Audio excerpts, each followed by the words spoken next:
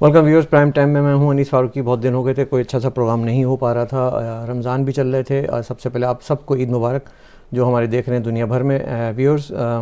YouTube channel हमारा subscribe कीजिएगा और उसके साथ साथ उसके घंटी का बटन दबाने से जो कुछ भी होता है चमत्कार, वो भी ज़रूर देख लीजिएगा क्या होता है। आज हम बात करेंगे साउथ एशिया रीजन पे। एक डिबेट ऐसी है, एक डिस्कशन ऐसी है कि जिसमें हम हर तरफ का एक एंगल, एक जाविया आप तक पेश करने की कोशिश करते हैं। और बहुत दिनों से ड्यू था एक इंटरव्यू, एक गुफ्तगू, एक बातचीत और एक मुलाकात एक ऐसी शख्सियत के साथ कि जिसको लेके पाकिस्तान में बहुत सारे फोबियाज़ क्रिएट हुए हैं, जिसको लेकर एक खौफ भी पैदा हुआ है, एक खौफ की लहर भी दौड़ती है कभी कभी। और साथ साथ वो उनकी बातों में जो वज़न है, शायद वो किसी को हज़म होता है और किसी को नहीं होता। जी हाँ, मेरा इशारा है मेजर गौरव आर्या। एक सीनियर तज्ज़ियाकार हैं, अच्छे लिखारी हैं, डिफेंस एनालिस्ट हैं, बहुत अच्छा शो करते हैं और बहुत मकबूल हैं दोनों जानिब सरहदों के। बहुत बहुत खुशामदीद सर आपको। बहुत बहुत गौरव आर्या साहब, अनफॉर्चुनेटली हम कुछ ऐसे एरा से गुज़र रहे हैं जहाँ पे इस वक्त जहाँ बहुत सारे बैरूनी दुश्मन सरहद के पार खड़े होते हैं, कुछ हमारे अंदर आ रहे हैं, जिसको हम वायरस भी कहते हैं, जिसको हम समझते हैं कि एक कुदरती नेचुरल क्रिएटेड वायरस हमारे दरमियान आ गया है। और India is at war right now with कोविड-19। मैंने आपकी कुछ गुफ्तगू सुनी थी पिछले दिनों जिसमें आपने फरमाया कि ये एक तरह का मॉडिफाइड ह्यूमन क्रिएटेड मेनेस है। इस बारे में क्या कहेंगे आप? अनीसा, पहले तो बहुत बहुत धन्यवाद, आपने मुझे बुलाया अपने शो में। बहुत बहुत शुक्रिया आपका सर। ये बात है 2-3 साल पहले की, जब डोनाल्ड ट्रंप का एडमिनिस्ट्रेशन था, तो वहां पे डॉक्टर एंड्रू फॉची, जो अभी भी व्हाइट हाउस में जो बाइडेन की इंटरनल टीम में है, उन्होंने परमिशन दी थी गेन ऑफ फंक्शन के लिए।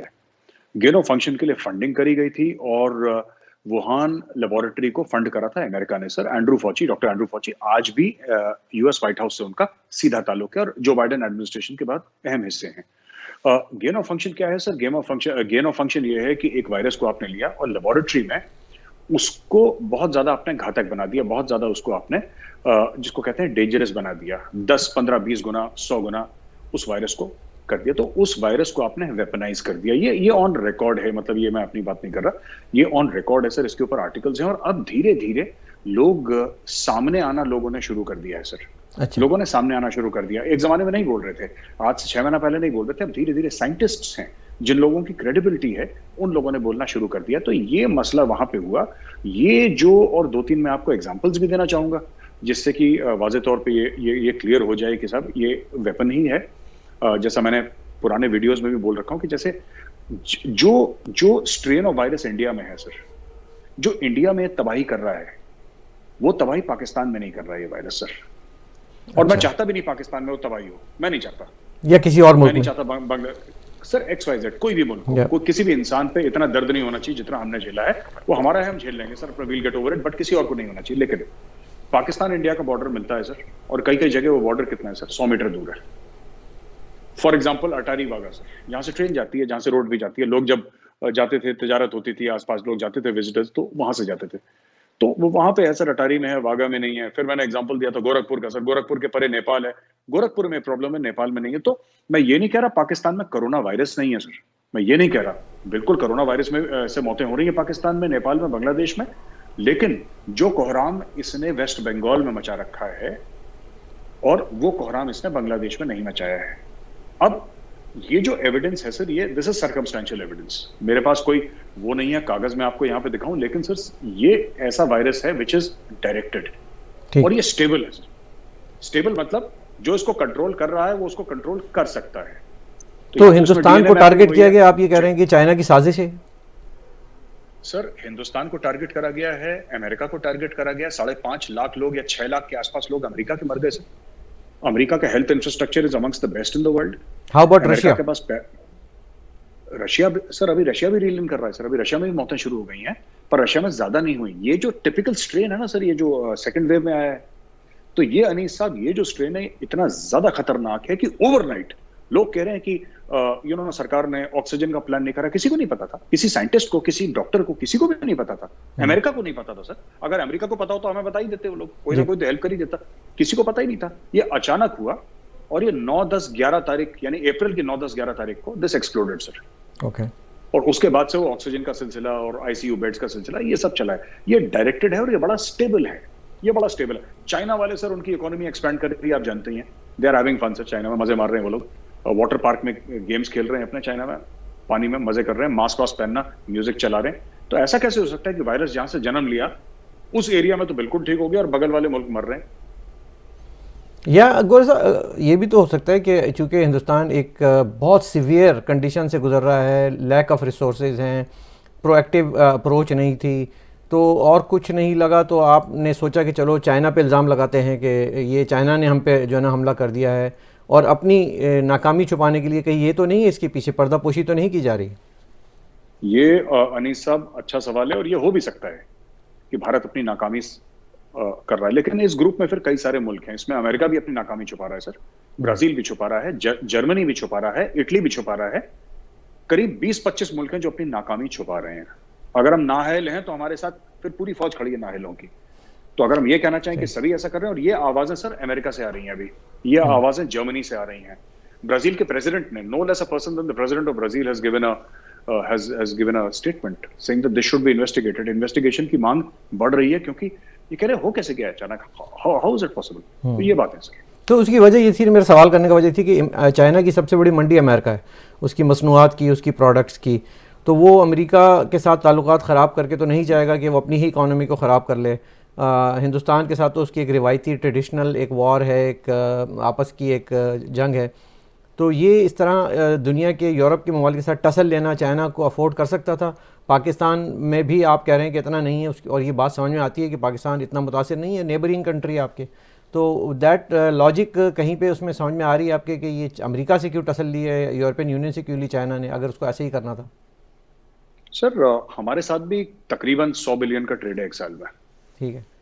जो पाकिस्तानी कहते हैं ना सीपैक, तो जितना जितना सीपैक 15 साल में इन्वेस्टमेंट होना था सर, उससे 1.5 गुना ज्यादा तो हर साल हमारा चाइना के साथ धंधा है, हर साल का। ठीक है। लेकिन फिर भी हमारे साथ हुआ। तो मैं ये कह रहा हूं कि जब एक भी इंसान का कत्ल होता है, उसकी मौत होती है, तो एक इन्वेस्टिगेशन होना चाहिए सर, होना है चाहिए। ना? यहाँ पे सर 35 लाख लोग मर गए, 35 लाख, 3.5 मिलियन। और जो अब वही, हाँ, 3.5 मिलियन पीपल हैव डाइड। मेरा ये कहना है सिर्फ ये कि भारत में जो पिछले 30 दिन में लोग मरे हैं ना, सिर्फ 30 दिन में भारत में, उतनी भारत ने सारी जो जंगें लड़ी उसमें नहीं मरे, उतने शहीद नहीं हुए हमारे, जितने 30 दिन में भारत में चले गए लोग।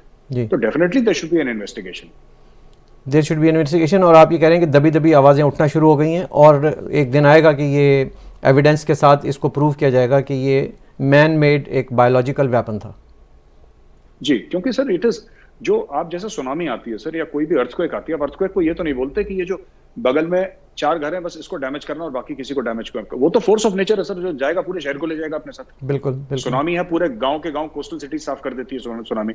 तो ये कैसा है कि जो इतना कंट्रोल्ड है कि इतना जाना फिर यहां से यहां मत जाना, यहां जाना फिर यहां मत जाना, how is that possible? It beats मी।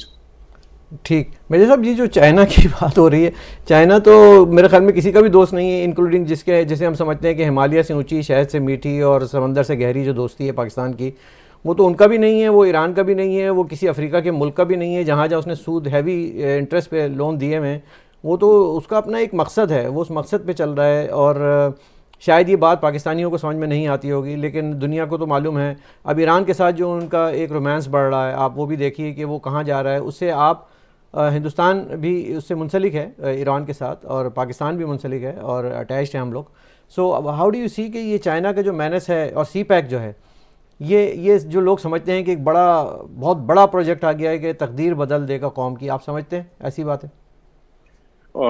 अनीसा, पहले तो मैं बात करूं आपके जो चाइना का जो एटीट्यूड है ना, चाइना अपने आप को कहता है द मिडिल किंगडम, एंड शायद कोई भी कौम इतनी रेसिस्ट नहीं है। हम लोग व्हाइट पीपल को कहते हैं रेसिस्ट, व्हाइट लोग तो कुछ भी नहीं है सब, जितने चाइनीज सबको इंफीरियर समझते हैं। They think that they are the most superior race in the world, they are the most superior civilisation, the oldest civilisation, the best civilisation. ये चाइनीज के दिमाग में है, पहली चीज तो ये। दूसरी चीज, जो आप ईरान के अंदर जो उन्होंने बोला कि 400 बिलियन का जो इन्वेस्टमेंट करेंगे, वो इन्वेस्टमेंट नहीं है सर, वो तो सीधी सीधी बात है कि क्योंकि ईरान के ऊपर सैंक्शंस हैं, और जो न्यूक्लियर डील अमेरिका के साथ होनी थी वो ट्रंप ने कोलैप्स करवा दी। अब ये दोबारा इसको रिसेलेक्ट करने की जो बाइडेन कोशिश कर रहे हैं, जेसीपीओए। अब इशू ये है कि उन्होंने बोला 400 बिलियन हम लगाएंगे आपके इंफ्रास्ट्रक्चर में, और आप हमें तेल बेच देंगे, चाइना को तेल की जरूरत है। तो बेसिकली ये it's more like a trade off, कहीं कहीं पैसे भी देंगे, ऐसी बात नहीं कि डॉलर नहीं देंगे, डॉलर भी देंगे, सब कुछ करेंगे, लेकिन इसमें से 80-90% यही है कि हम, आप हमें एवज तेल दे दीजिए, हम आपके यहाँ वो कर देंगे। अब इसमें जॉब्स तो बढ़ेंगे नहीं, क्योंकि जैसे पाकिस्तान में उन्होंने करा था, तो कौन आए थे वहां पे? चीनी लेबर आया था ना काम करने के लिए, चीनी कंपनी आई है, 99% प्रॉफिट तो चाइना वापस जाता है, पाकिस्तान में कोई एक आधा परसेंट। और जहां तक आप ये कहते हैं पाकिस्तान की बात की, you know higher than Himalayas and deeper than ये सब, और ये सीपैक वीपैक का देखिए, पाकिस्तानी मीडिया खुद कह रहा है कि सीपैक बंद हो गया है। क्योंकि मैं जब भी पाकिस्तानियों से पूछता हूं तो मेरे एक सवाल का जवाब वो दे नहीं पाते, और मैं बार बार एक सिंपल सा सवाल पूछता हूं। आप कहते हैं चाइना हमारा दोस्त है, मैं पूछ रहा हूं क्यों? चाइना क्यों आपका दोस्त होगा? आप चाइना को क्या दे सकते हैं? आप कहते हैं कि तुर्की हमारा दोस्त है, मैं फिर पूछता हूं पाकिस्तानियों से क्यों? आप क्या दे रहे हो तुर्की को यार? क्योंकि दोस्ती तो मफाद पे होती है सर, दोस्ती तो सेल्फ इंटरेस्ट पे होती है, राइट? आज की तारीख में अगर अमेरिका दोस्त है, अमेरिका इसलिए दोस्त नहीं क्योंकि हमारी शक्ल अच्छी है या हमारा किरदार अच्छा है या जो भी अच्छा है, वो होगा भी, ऐसी बात नहीं है, पर वो इसलिए अच्छा नहीं है कि हमारा कुछ, हम उनसे हथियार खरीदते हैं, उनकी सारी फैक्ट्रीज यहाँ पे, mutual interest, it's mutual interest. तो पाकिस्तानी, मेरी बड़ी शिकायत रहती है मेरे पाकिस्तानी जो फ्रेंड्स हैं जिनसे मैं बात करता हूं, कि भाई आप हर समय ये सोचिए कि अगर कोई आपसे दोस्ती कर रहा है, क्यों कर रहा है? चीन कर रहा है आपसे, आप चीन को क्या दे रहे हैं? आपके पास है क्या जो आप चीन को दे रहे हैं? बिल्कुल कि साहब हमारे पास ये है, और सिर्फ राहदारी, जिसको पता नहीं वहां पे पाकिस्तान में वर्ड चलता है कि नहीं, बट हिंदुस्तान में बोलते हैं चुंगी नाका, आपने पता नहीं सुना होगा कि नहीं, जैसे चुंगी नाका, तो toll toll it is toll sir, toll. So it is become a चुंगी नाका स्टेट, कि आप बस हमसे राहदारी लीजिए। अभी तक मैंने कोई सीपैक का डॉक्यूमेंट नहीं देखा सर, ना किसी पाकिस्तानी ने देखा, वो सब छुपा के रखा है। किस रेट पे इंटरेस्ट पे आपने लोन लिया है ये किसी को नहीं बताया, कब आपको वापस करना है ये नहीं बताया, कितना लोन ले लिया है, किन शर्तों पे लिया है ये नहीं बताया, क्या रिटर्न ऑन इन्वेस्टमेंट है किस प्रोजेक्ट की आपने ये नहीं बताया। ऊपर से आपने F9 का जो पार्क है इस्लामाबाद में, साथ में आपके 3-4 दीगर एयरपोर्ट, आपने सबका सब गिरवी रख दिया। तो ठीक है, आपको खुशी है उससे, आप खुशी, सर JF-17 भी तो मिल रहा है ना, आप ये भी तो देखें ना, हमें JF-17 मिल रहे हैं। इंडिया को तो डरना चाहिए कि हमारे पास अब JF-17 आ गए हैं, बल्कि अब हम लोगों को बेच रहे हैं। नहीं बिल्कुल सर, बिल्कुल। मैं तो एक चीज, एक मैंने बड़े इंडियन ऑफिशियल थे रिटायर्ड, मैंने उनसे बात करी, तो कुछ समय पहले की बात है सर, आज की बात नहीं है। तो उन्होंने यही बात बोली जो आज मैं रिपीट करना चाहूंगा आपके प्लेटफॉर्म में। उन्होंने ये बोला कि we are very happy that Pakistan is obsessed with Kashmir.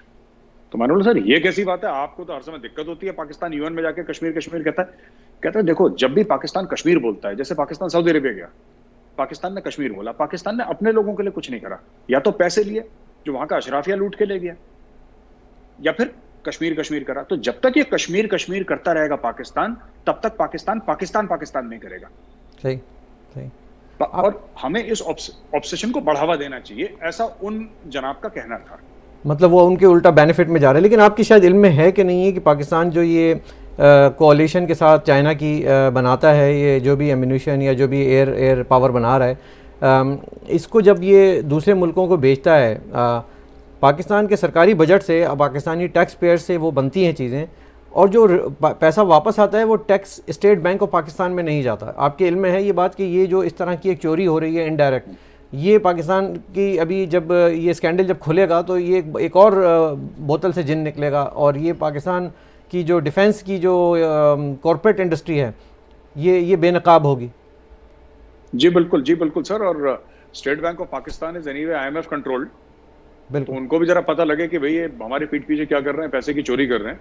बिल्कुल। और पाकिस्तान में सर टैलेंट है, पता नहीं इन लोगों ने क्यों अपना मुल्क इतना ज्यादा मिसमैनेज कर रखा है। मिसमैनेज तो खैर ऐसा हम ये नहीं कहते कि हम दूध से धुले हुए इंडिया में, लेकिन पाकिस्तान एक अलग लेवल पे खेल रहा है गेम। टैलेंट तो है सर, टैलेंट मतलब जो अच्छी बातें हैं माननी पड़ेंगी कि इस unannounced martial law dictatorial regime Imran Khan में भी कुछ हक गो सहाफ़ी हैं, कुछ सच बात करने वाले लोग हैं, लिखारी हैं, जिनको तशद्दुद का निशाना भी बनाया जाता है, जिन्हें अगवा भी किया जाता है, जिन्हें चुक भी लिया जाता है, जिनको गोली भी मारी जाती है, और वो बात कर रहे हैं। तो मैं तो उनको सैल्यूट पेश करता हूँ। हम तो बाहर बैठ के जो मज़े से बात कर लें, आप इंडिया में बैठ के बात कर लें, लेकिन आप वो देखिए कि जो जर्नलिज़म प्रोफेशन को लेके चल रहे हैं, आज भी वो भी तो पाकिस्तानी ही हैं, वो भी तो पाकिस्तान का दर्द रखते हैं।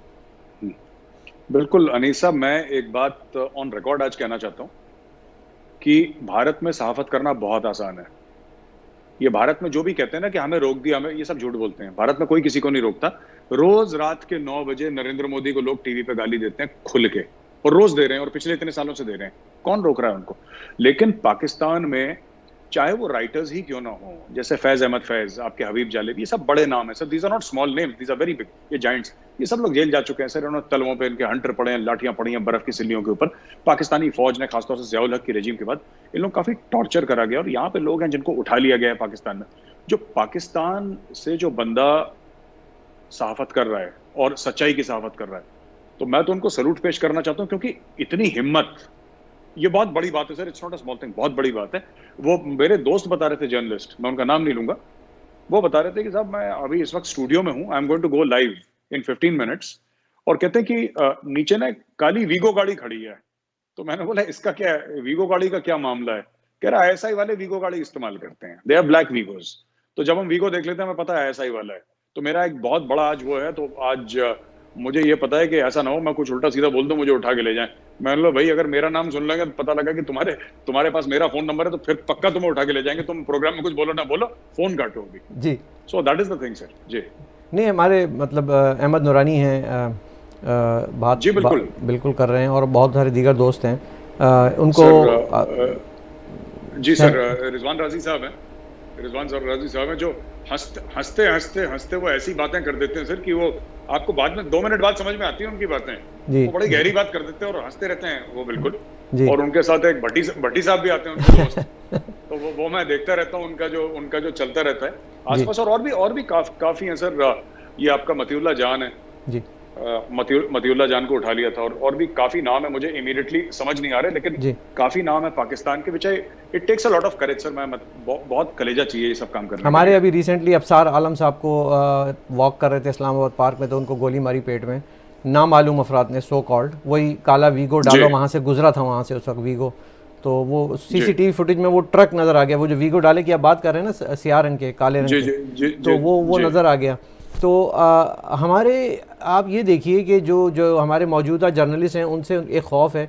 मेरा एक सवाल है जो हमेशा मैं चाहता था आपसे करूँगा, कि जो fear of major Gaurav Arya in Pakistani diaspora में है, जो पाकिस्तानी जो वहाँ रहते हैं, फवाद चौधरी आपके बहुत बड़े फ़ैन हैं, और दीगर लोग बहुत बड़े फ़ैन हैं, बार बार आपके नाम का जिक्र आता है, इवन ये कि ISPR बाकायदा आप पे नज़र रखता है, और ये जो खौफ मेजर गौरव आर्या ने अपने अल्फाज से, शब्दों से पैदा किया, ये क्या चीज़ है सर?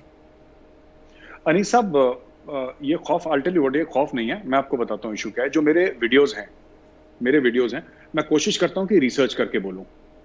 जैसे इन्होंने बोला था कि, एक मैं एग्जांपल देता हूँ जिसकी वजह से काफी मुझे पाकिस्तान से कॉल्स आए, थ्रेड्स भी आए।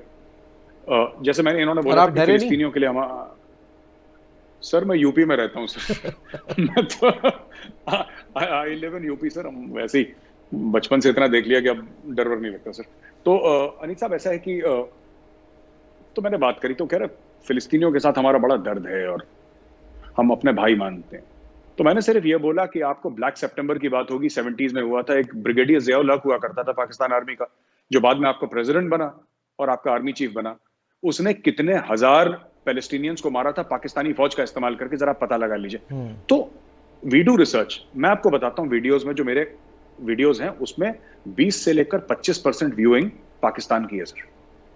अच्छा। पाकिस्तान को गाली देने वाले बहुत हैं इंडिया में। आप देखिए, कोई पाकिस्तान के फेवर में ऐसा टेलीविजन चैनल पे नहीं बोलता। तो मैं ऐसा कोई खास काम नहीं कर रहा जो बाकी लोग नहीं कर रहे। It is just that Pakistani young people of Pakistan, they have now started to listen to me. और मैं उनसे बोलता हूं, एक की मेरी बहस हो गई तो मैंने उसको बोला, आप मुझे प्रूफ कर दें, मैं आपको जबान देता हूं, मैं इस वीडियो में आके दोबारा आपसे, आपका नाम लेके हाथ जोड़ के आपसे माफी मांगूंगा अगर मैंने झूठ बोल दिया। ठीक, मैं आपसे माफी मांगूंगा। तो उसने बोला, फिर उसका मैसेज आया मेरे पास 1 हफ्ते बाद कि नहीं मेजर साहब आप सही बोल रहे थे। तो एक्चुअली क्या है कि lot of people, around 25% of all videos of mine, they are watched in Pakistan. इसलिए उनको ज्यादा, सिर्फ कोई गाली देने से पाकिस्तान को या पाकिस्तानियों, उससे कोई फर्क नहीं पड़ता, बट उनको ये लगता है कि now he is starting to make an impact inside Pakistan. वो उनको खतरा लगता है, इसलिए मेरे पीछे पड़े रहते हैं लोग। नहीं, वो इसलिए नहीं पीछे पड़े कि आपने ब्रिगेडियर ज़ियाउल हक की बात की थी, वो इसलिए पीछे पड़े थे कि आप जनरल राहील शरीफ और जनरल कियानी के जजीरों और नौकरियों के बारे में भी साथ साथ बताते रहते हैं ना, कि हमारे जो आर्मी चीफ हैं वो ये कर रहे हैं। तो ये बातें ना किया करें फिर आप। बिल्कुल सर, वो बात कर रहे थे कि वो आप अपने आर्मी चीफ का बताया करें कि भाई वो कहाँ रहते हैं रिटायरमेंट के बाद।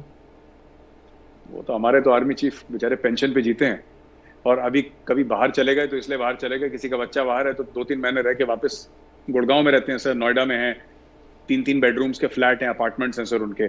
कोई चंडीगढ़ में रहता है तो उसका बंगलो इसलिए है क्योंकि चंडीगढ़ में जमीन थोड़ा सा सस्ती है मुकाबले दिल्ली के, तो वहां पे they live very normal lifestyle sir. कोई मतलब क्योंकि हमारे यहाँ वो रिवाज नहीं है ना जमीन देने का, जैसे पाकिस्तान में है कि जो आर्मी चीफ है तो उसको 100 एकड़ या 50 पता नहीं कितने एकड़ जमीन देते हैं। हमारे यहाँ तो 1 इंच जमीन नहीं देते, आपको चाहिए आप खरीदिए, मार्केट रेट पे खरीदिए, आपके लिए सस्ती जमीन भी नहीं करी जाएगी, आपको कुछ नहीं दिया जाएगा।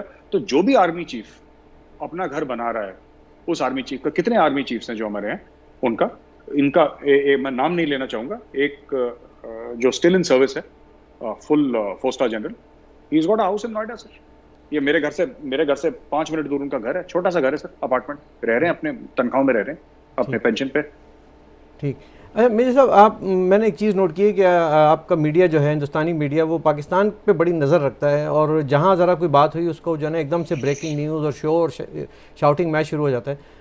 ख़ास तौर पे जब हम ब्लास्फेमी की जब बात करते हैं, तहरीक लब्बैक की बात करते हैं, आपने कभी गौर किया कि जो हिंदुस्तान के अंदर से जो आवाज़ें उठ रही हैं कि इंडियन लेजिस्लेशन में जो है वो ऐसी शिक़ें कायम की जाएँ कि जहाँ तौहीन रसालत पे, नबी पाक सल्लल्लाहु अलैहि वसल्लम पे कोई अगर बात हो तो उसका भी सर तन से जुदा वाले जो है कानून बनाए जाएं, उस पर आप कभी हाईलाइट नहीं करते और ना कोई दुनिया का और मीडिया बताता है, तो ये क्या दोहरापन है, ये जो मेयार है?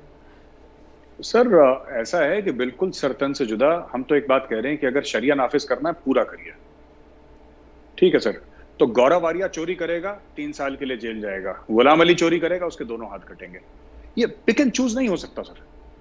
शरिया का कानून नाफिज करो, पूरा करो। अच्छा, शरिया किस पे नाफिज करो? ठीक है, जो हिंदू है उस पर तो नाफिज नहीं होगा, जो मुस्लिम है उसी पर नाफिज होगा, क्योंकि मुसलमान होना जरूरी है। आप it's not an Islamic country जहां पे आप शरिया नाफिज करो, तो ठीक है। जो देखिए, वो तो बात यही ना, हम चाह रहे हैं common civil code, uniform civil code जिसको कहते हैं, एक common civil code for everybody, हम तो उसी की बात कर रहे हैं। दूसरी ये चीज है कि यहाँ पे जो भी बात कर रहे हैं सर तन से जुदा और ये सब, देखिए मैं तो कह रहा हूँ म्यूचुअल रिस्पेक्ट होनी चाहिए ऑल फेथ्स की, म्यूचुअल रिस्पेक्ट होनी चाहिए ऑल फेथ्स की। मैं आपको बता सकता हूं ऐसे 2-3 प्रोमिनेंट मुस्लिम्स जो कि फेमस हैं, जो कि हिंदुओं के देवी देवताओं के बारे में उल्टी सीधी बातें करते हैं, खुल के स्टेज पे सर, प्राइवेट कॉन्वर्सेशन नहीं, स्टेज पे यूट्यूब वीडियोस पे डाला है कि फ्रीडम ऑफ स्पीच है, पर आप उल्टा कुछ कह दीजिए तो सरतन से जुदा हो जाता है। तो सर हम कह रहे हैं कि आप हमारी इज्जत करें, हम आपकी इज्जत करें, तभी मुल्क चलेगा। ये ऐसे सर एक काट के मार के ये करके इससे क्या होगा? इससे कोई फायदा नहीं है किसी। मेरा सवाल ये भी है, लेकिन साथ साथ मैं ये भी पूछ रहा हूँ कि वो जो आवाज़ें उठ रही हैं वो भी तो आप ही के लोग हैं ना, वो कोई और बाहर से तो नहीं आए ना, चाइना से, पाकिस्तान से तो नहीं आए, वो तो हिंदुस्तानी मुसलमान एक ऐसा तबका है, एक ऐसा फैनेटिक सोच है जो पता नहीं कैसे जन्म ली गई, लेकिन वो ये मुतालबे सरेआम कर रही है और मुजाहरे और जुलूस जल्द से जुलूस कर रही है। तो ये जो सोच पनप रही है, I know it's a very dangerous, मैं इसको अप्रिशिएट नहीं करता ना पाकिस्तान में ना हिंदुस्तान में, लेकिन ये हो तो रहा है ना हिंदुस्तान के अंदर भी। बिल्कुल हो रहा है सर, बिल्कुल हो रहा है। और तो क्या कर रहे हैं कि आप कह रहे हैं कि ठीक है मेरे इस गाल पे थप्पड़ मारो, मैं दूसरा भी पेश कर देता हूँ, आ जाओ मुझे मार लो, मतलब आपकी रियासत सरकार क्या कर रही है? नहीं सर, सरकार जब कोई करेगा तब करेगी, बात करने में तो कोई पाबंदी नहीं है। मुनव्वर राणा एक बहुत बड़ा शायर, बहुत बड़ा नाम शायरी में, मुनव्वर राणा ने ऑन स्क्रीन बोला कि गुस्ताख रसूल की एक ही सजा सरतन से जुदा, उसने बोला है सर। तो ये सड़क पे जो अनपढ़ है, जो गरीब है, वो ही नहीं सर, पढ़े लिखे लोग, बड़े मयार पे पहुंचे हुए लोग, बड़े लोग ये बात बोल रहे हैं। और ये ठीक है, हिंदुस्तान का आईन जो है, कॉन्स्टिट्यूशन है, उनको आजादी देता है बोलने की, आप बोलिए। जिस दिन उन्होंने वो लक्ष्मण रेखा पार करी उस दिन अंदर हो जाएंगे सर। You think so? ऐसा होगा? 100%। क्योंकि मुझे तो वही लगता है कि बार बार सोमनाथ के 17 हमले होते रहेंगे और आप कहेंगे 18वां भी कर लो। नहीं सर, अब नहीं होगा सर, सोमनाथ अब नहीं होगा, वो दिन चले गए सर, वो दिन चले गए। हम भी थोड़े से शाणे हो गए। एक सर हमारा बड़ा एक thinker, philosopher, strategist, he was Chanakya, आपने नाम भी सुना होगा सर चाणक्य का। हम लोग कहीं ना कहीं चाणक्य को भूल गए सर। चाणक्य ने बोला था कि आपकी इजाजत हो तो 10 सेकंड में कहानी सुनाऊं? जरूर। वो जा रहे थे सर, एक रास्ते पे जा रहे थे चाणक्य, तो उनके पैर पे वो कुशा घास होती है जिसमें कांटे टाइप के होते हैं, तो वो कुशा घास उनके पैर पे लगी और उनके पैर से खून निकल गया। तो कोई देख रहा था दूर से, तो देख रहा था कि उन्होंने जो मट्ठा होता है ना, बटर मिल्क, उन्होंने वो मट्ठा लिया और उन्होंने पूरे रास्ते में डाल दिया। तो लोगों ने बोला कि, उनसे पूछा कि आप आचार्य आप क्या कर रहे हैं, you know why are you doing this? He says इसके अंदर नमक होता है, ये मट्ठे की जड़ तक चला जाएगा, उसके बाद यहाँ पे कभी भी ये घास नहीं उगेगी जो किसी और को परेशान करेगी। हम लोग भूल गए चाणक्य, हम लोग इंडियंस में, खासतौर से हिंदूज में जो सबसे बड़ी कमी है, right, we are more attracted towards the west rather than our own culture. जबकि जब हमारे जो लोग थे सर, जब हमारे बाप दादा राजा थे, महाराजा थे, पोएट्स थे, साइंटिस्ट थे, डॉक्टर्स थे, फार्मर्स थे सर, आर्टिजन्स थे, तब यूरोप में ये सर जानवर का चमड़ा पहन के घूम रहा था यूरोप, पर अब यूरोप किंग बन गया। तो हमें जब याद तो सर अभी now all that is coming back. अब ये सोमनाथ दोबारा कुछ नहीं होगा सर, सोमनाथ को खरोच तक नहीं आने वाली। वो पॉलिटिकली करेक्टनेस जो है वो टू मच हो गई है, मैं समझता हूँ कि जिसकी वजह से हमने जरूरत से ज्यादा सर, और वो सरकार में भी आ गई है। ये नहीं कि सिर्फ अवाम तो मैं समझता हूँ कि बड़े मासूम और भोले हैं, लेकिन सरकार भी बड़ी पॉलिटिकली करेक्ट। शायद उसकी एक वजह और भी है, मैं उनको 100% ब्लेम नहीं करता कि उनके जो गोल हैं वो इकोनॉमिक गोल्स हैं, वो वार फोबिया गोल नहीं है, वो कॉर्पोरेट गोल नहीं है, वो डिफेंस कॉर्पोरेट गोल नहीं है। शायद इसकी वजह ये है कि वो मोदी सरकार जो है वो ये कोशिश करती है कि जो 5 ट्रिलियन का गोल है वो अचीव कर लें, जो एनवायरमेंटल गोल हैं, जो स्पेस गोल्स हैं वो अचीव कर लें। और जिन कंट्रीज़ के विजन ये होते हैं लीडरशिप के, तो फिर वो ये छोटी चीज़ों पे शायद ध्यान इतना नहीं देते कि अगर आपको एक मच्छर आके काटेगा तो उसको लिए आप तोप लेके नहीं निकल पड़ेंगे कि हमने जो है ना एटम बम दबा देना है और मच्छर को मार देना है। तो वो उसको कहते हैं करने दो, इसको अपनी साइंस है कान में आके भाई भाई करता रहता है, करने दो। So that's my devil's advocate response जो मैं हमेशा देता हूँ। जब आप नहीं होते तो मैं भी डिफेंस कर रहा होता हूँ कभी कभी इंडिया को या उनकी सरकार को, क्योंकि जो इस वक्त सोचा गया था कि मोदी सरकार के आने के बाद एक बहुत बड़ा एक्सट्रीमिस्ट, एक फैनेटिक, एक हिंदू फोबिया आएगा। मैं तो समझता हूँ उन्होंने उल्टा इस्लामोफोबिया और मुस्लिम सपोर्ट ज़्यादा की होगी इस पूरे अपने दौर 2.0 में भी शायद टू मच कर दी है, जिसकी वजह से लोगों को इतना इख्तियार मिल गया। ब्लास्फेमी पे वापस आते हैं। अब पाकिस्तान पे आपने देखा कि पाकिस्तान में ब्लास्फेमी को एक कार्ड के तौर पे इस्तेमाल किया जाता है, जहाँ हम कश्मीर ऑब्सेशन की बात करते हैं, जहाँ पे हम इंडियन कार्ड की इस्तेमाल करते हैं कि पाकिस्तान एक नाजुक दौर से 70 साल से गुजर रहा है, जहाँ हम बात करते हैं कि इंडिया हमारा दुश्मन है, कभी भी हमला हो सकता है, और हम जब आप सो रहे होते हैं तो हम जाग रहे होते हैं, कुछ पिज़्ज़ा पापा जॉन भी बना रहे होते हैं कभी कभी, और साथ में दूसरे जजीरे भी खरीदते हैं, वो अलग बात है। लेकिन बहरहाल डिफेंस तो कर रहे होते हैं ना। ये अलग बात है कि 2 मई को अमेरिका सील आते हैं और उसामा बिन लादेन को मार के चले जाते हैं, रडार बंद हो जाते हैं उन दिनों। कभी कभी इलेक्शन के दौरान धुंध छा जाती है, तो वो भी हमारी एक अलग बात है। लेकिन जो ब्लास्फेमी है वो पाकिस्तान में उसको कार्ड के तौर पे माइनॉरिटीज़ के ख़िलाफ़ ही इस्तेमाल किया जाता है। क्रिश्चियंस हों, हिंदू बच्चियाँ हों जिनको फोर्सली कन्वर्ट किया जा रहा है। इसको आप कैसा देखते हैं? सर बहुत बुरी बात है। पिछले साल पाकिस्तान ह्यूमन राइट्स वॉच की रिपोर्ट आई थी जिसमें बोला था कि 1000 से ऊपर लड़कियों को, अंडर एज लड़कियों को, 11, 12, 13, 14 साल की लड़कियों को, उस लिस्ट में सर जो सबसे बड़ी लड़की थी वो शायद 19 या 20 साल की होगी। तो ऐसी सिख और हिंदू लड़कियों को ऐसे कन्वर्ट कर दिया। ये मिट्ठू मियाँ हैं, एक इस्लामिक प्रीचर हैं वहाँ पे, तो वो सब करते रहते हैं। और सिंध में बहुत होता है सर, और इंटीरियर पंजाब में, अंदरून पंजाब में बहुत ज़्यादा होता है। तो ये सब चीज़ें सर, इससे क्या होता है कि इसीलिए तो CAA NRC आया था। That was one of the reasons. जो CAA की बात है, NRC अलग मामला है, लेकिन माफ़ कीजिएगा लेकिन गलती से बोल गया। जो CAA है सर, CAA तो इसीलिए आया था क्योंकि बात यह है कि वहाँ पे तो हिंदू साफ हो गए और अभी मिलेंगे भी नहीं। मैंने एक सवाल पूछा था मैंने पाकिस्तानी पैनलिस्ट को, और बड़ा मासूमाना उन्होंने जवाब दिया, तो मैं फिर हंस गया। मैं फिर क्या, I did not say anything. मैंने बोला कि आपने हमारे मंदिर क्यों तोड़ दिए? तो उन्होंने बोला मेजर साहब जब हिंदू ही नहीं है वहां पे तो मंदिरों का आप क्या करेंगे? मैंने बोला बात तो ठीक ही कर रहे हैं आप, जब आपने हिंदू मार दिया तो मंदिरों का क्या करेंगे? सही। अब देखिए साहब अनीस साहब, एक बात बोलता हूँ, थोड़ा सा दुख भी होता है, ठीक है। 6 दिसंबर 1992 को बाबरी मस्जिद वाला केस हुआ, ठीक है। एक मस्जिद था, वो टूट गया, उसको तोड़ दिया लोगों ने, ठीक है ना। एक भीड़ गई और वहां पे तोड़ दिया मस्जिद को। उसके बाद सर 403 मंदिर टूट चुके हैं पाकिस्तान में, किसी ने आज तक कुछ नहीं बोला sir ji. It is unfortunate. तो मैं कह रहा हूँ कि हाँ, मैं ये कह रहा हूँ कि अगर जो दुख आपको मस्जिद के लिए है वो दुख आपको मंदिर के लिए भी होना चाहिए, क्योंकि सेक्युलरिज्म का कहीं ना कहीं मतलब इक्वालिटी भी तो है सर, एक तरफा नहीं हो सकता जी। तो हम कह रहे हैं सब लोग, हिंदू मुस्लिम सिख ईसाई, आपस में भाइयों की तरह रहें, लेट्स लिव एज ब्रदर्स। तो पर उसमें आप ये नहीं कह सकते कि आप हमारे भगवानों को गाली दें, लेकिन जब हम कुछ जवाब दें तो आप बोलें सरतन सुजदा। ये नहीं हो सकता। It has to be mutual respect. बिल्कुल ठीक, बिल्कुल ठीक। इससे जुड़ा हुआ एक और सवाल है जो वो मैं यही चाहूँगा कि जो भी ब्लास्फेमस तहरीक लब्बैक ने मुतालबात किए थे कि फ़्रांस को जो है वो उसके सफ़ीर को यहाँ से बाहर निकाल दिया जाए, या ये कि हम इस पे अपने डिप्लोमेटिक रिलेशनशिप को ख़त्म कर दें। फिर उसके बाद जो EU का जो रिस्पांस आया, वो भी एक तरह की हमारी बेइज्जती हुई पाकिस्तान की अपनी इंटरनेशनल कम्युनिटी में, और पाकिस्तान की सरकार जो है वो एक तरह की हाईजैक्ट हो गई इन सो कॉल्ड फनेटिक्स के हाथों। How do you see that? जी नहीं सर, बिल्कुल। पाकिस्तान के नेशनल असेंबली में मुझे इतनी हंसी आ रही थी, मैं पूरी प्रोसीडिंग्स इनकी यूट्यूब पर देख रहा था लाइव, और मुझे एक बात, हर एक शख्स वहां पे बैठा हुआ, कोई मुल्क की बात नहीं कर रहा, सब एक दूसरे से ज्यादा प्रूव करने में लगे हुए हैं कि आशिक रसूल सबसे बड़ा कौन है इस कमरे में। मैं हूं, नहीं मैं हूं, फ्रांस को ये कर दो, फ्रांस को ये कर दो, ये कर दो, वो कर दो, हम कोई कह रहा है अटैक कर देना चाहिए, कोई कह रहा है कि सारे रिश्ते तोड़ दीजिए। मैंने अपने पाकिस्तानी जो सहाफी दोस्त है, मैंने उनसे पूछा, उन्होंने भी बोला कि मेजर साहब फ्रांस से तो हमें लगता है रिश्ते तोड़ देने चाहिए। मैंने बोला कि बात बताओ, आपने फ्रांस से रिश्ते तोड़ दिए, ठीक है, आपका तो एम्बेसडर है नहीं वहां पे, ठीक है, उनका आपने निकाल दिया, आपने एम्बेसी बंद कर दिया, उन्होंने एम्बेसी बंद कर दिया, सारे डिप्लोमेटिक रिलेशन तोड़ दिया, फिर क्या होगा उसके बाद? फिर कोई फ्रेंच ब्लास्फेमी करेगा, तब आप क्या करोगे? आपने तो सारे जरिए बंद कर दिए, क्या आप यहां से फिर वो अपने JF-17 थंडर आप पेरिस भेजोगे बॉम्ब करने के लिए? क्या करोगे आप? क्या इसके बाद क्या प्लान है, नेक्स्ट प्लान क्या है आपका? जी। तो ये चीज जो है, और पूरा तहरीक लबैक का जो पूरा मामला हुआ है सर, ये साद रिजवी और पहले भी इनके फादर भी जो थे, तो he was also very very active, and ये सब जो चीजें हैं सर, ये मेरा ये मानना है कि without the blessings of the Pakistani army ये नहीं हो सकता, ये मेरा मानना है, और मैं इसको प्रूव कर सकता हूँ कुछ पॉइंट्स देके।